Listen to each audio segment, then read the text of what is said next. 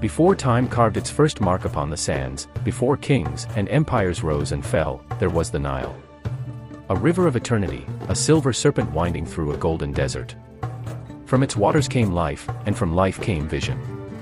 On its fertile banks a people awakened, drawn together by the rhythm of the floods, by the promise of survival, and by a dream that would echo through millennia. 5,000 years ago, at the dawn of civilization, Egypt was born. From scattered villages came a single nation, bound not only by land but by belief, that their ruler was not merely a man, but a god upon earth. The Pharaoh stood as the axis between heaven and sand, a living bridge between mortal and divine. And through his will, the impossible would soon become real.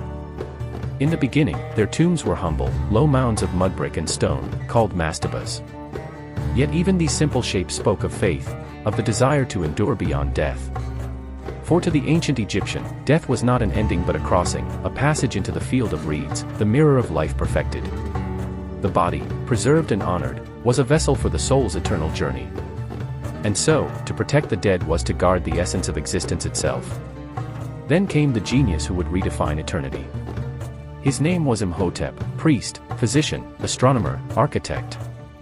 He served Pharaoh Djoser, ruler of Egypt's third dynasty. Imhotep dreamed not of clay or wood, but of stone, the eternal material of the gods. He imagined a tomb that reached for the sky itself, a stairway for the pharaoh's spirit to ascend into the heavens. And at Saqqara, he made that dream real.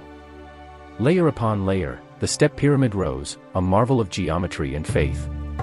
For the first time, humanity looked upon a structure not built for the living, but for the everlasting.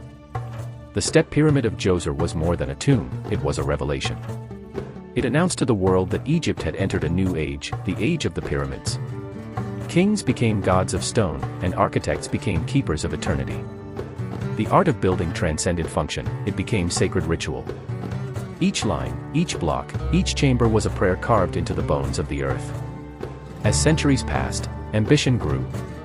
Pharaohs sought to outshine their forebears, to build monuments that would defy time itself. In the fourth dynasty, one ruler would rise above them all, Khufu. His vision was not merely to build, but to command the horizon. His Great Pyramid would stand at Giza as the very heart of creation, the meeting of earth and sky. No one knows the exact methods by which it was built. The stones, 2 million of them, each weighing as much as a chariot of war, were hauled across the desert with patience beyond imagination. Tens of thousands of laborers, craftsmen, engineers, farmers during the season of flood, labored for 2 decades beneath the burning sun. They were not slaves, as later tales would tell, but proud Egyptians, serving their divine king and their gods. For in their hands was the fate of eternity. The Great Pyramid rose 146 meters above the desert floor, its sides aligned perfectly to the 4 cardinal points, its dimensions tuned to celestial harmony. It was the largest structure humanity had ever known, a mountain of order and purpose. For nearly 4,000 years, no human creation would surpass its height. Even stripped of its gleaming limestone casing, the pyramid still radiates power, a silent heartbeat pulsing through sand and time. Beside it, Khufu's successors sought their own glory. Khafre raised his pyramid just slightly smaller, but placed it upon higher ground, so that his reign might appear equal to his father's in the eyes of eternity. Menkaure followed, humbler in size but refined in proportion, perfecting the balance of geometry and grace. And beside them, carved from living rock, a sentinel took form, the Great Sphinx.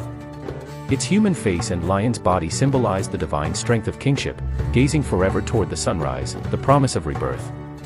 Together they formed a sacred landscape, the plateau of Giza, where heaven and earth met in enduring stone. The pyramids were not mere tombs, they were engines of resurrection. Within their shafts, aligned with the circumpolar stars, the pharaoh's soul was meant to ascend to the realm of the gods, joining Ra on his solar bark to sail across the sky each day and through the underworld each night. The architecture of Egypt was the architecture of faith itself. Yet even as these colossal monuments rose, the civilization that built them was not of granite alone. It was one of art and order, of music, harvest, and prayer. Along the Nile, farmers tended fields by the rhythm of the floods. Priests measured the stars to predict the river's rise, merging science and divinity in one seamless truth. The concept that bound them all was Ma'at, the balance of the universe, truth, justice, and harmony. Every life, every law, Every stone laid upon another was an act of maintaining Ma'at. To disturb that order was to invite chaos, the eternal darkness known as Isfet. The Old Kingdom thrived under this harmony. From Memphis to the Delta, temples rose, statues glowed with the serene gaze of gods, and Egypt became the radiant heart of the world. Its influence reached across deserts and seas. The pharaoh's name was carved not only into monuments, but into the very stars, for the heavens themselves were mapped upon the earth in stone. But even the eternal must one day tremble. The cost of such grandeur was immense. Over generations, resources thinned, power fractured, and the unity of the kingdom faltered. Local governors, once loyal, grew independent. Drought whispered through the land, and the people, once devoted, began to question the divine perfection of kings. The Golden Age dimmed, and Egypt entered a shadow of decline. Yet the pyramids endured. Through rebellion, famine, and the passing of dynasties, they stood. When the Middle Kingdom rose from the ashes, their silhouettes still cut the horizon, silent teachers of ambition and faith. Later kings would build again, temples at Thebes, tombs in hidden valleys, but none would ever match the scale or mystery of those ancient mountains of stone. The age of the pyramids had set a standard not just for Egypt, but for all humankind. It declared that mortal beings could grasp the infinite, that stone could carry the weight of the soul. Each pyramid was a mirror of the cosmos, its base the earth, its point the heavens. To build one was to participate in the creation of the world. Centuries turned to millennia. Empires came and went, the Assyrians, the Persians, the Greeks, the Romans. The desert swallowed the names of kings, but not their works. Travelers from far lands stared in wonder and disbelief. Philosophers pondered their meaning, conquerors sought their secret. None could comprehend how such precision, such enormity, had been achieved by hands so ancient. Time eroded the casing stones, earthquakes cracked their corners, and the wind sang endlessly across their faces. Yet still they stood, immovable, immortal. Even now, 5,000 years later, the Great Pyramid remains one of humanity's greatest enigmas. It defies decay, mocks the ages, and whispers to every generation, "I am eternal." The pyramids were born from a people who refused to accept the limits of flesh and sand. They sought to touch the stars, to claim a fragment of the divine, to ensure that memory itself would never fade. And they succeeded. Every civilization that followed has felt their shadow, every monument since is but an echo of their ambition. To walk among them today is to stand at the edge of time, to feel the pulse of the first great age of humanity still beating beneath the desert. The same sun that rose upon the builders of Giza rises still.